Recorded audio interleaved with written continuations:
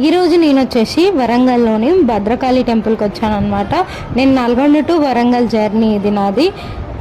చాలా అంటే వరంగల్లో ఉన్న వాళ్ళు నార్మల్గా వచ్చి వెళ్తుంటారు కాబట్టి వాళ్ళకి కామన్ కావచ్చు, కానీ మనం నల్గొండ నుంచి స్పెషల్గా వచ్చినామంటే మనకు ఎంత స్పెషలో ఆలోచించాలి. ఈ ప్లేస్ గురించి వినడమే కానీ మనం ఎప్పుడు చూడడం అయితే చెయ్యం.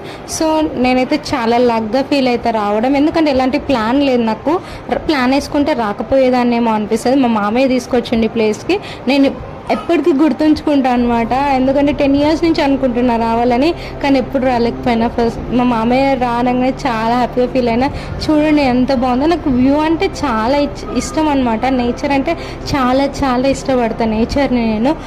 ఇదే నేచర్ మళ్ళీ చూసినా మళ్ళీ నచ్చుద్ది నాకు. అందులో కూడా డిఫరెంట్గా అనిపిస్తుంది అనమాట.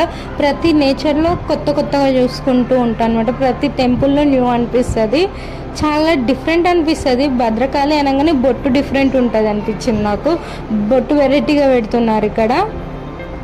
లోపలికి అయితే మొబైల్స్ తీసుకెళ్ళనిచ్చారు, ఎలాంటి రూల్స్ అయితే లేవు. సో లోపల మొత్తం వ్యూ ఇట్లుంది.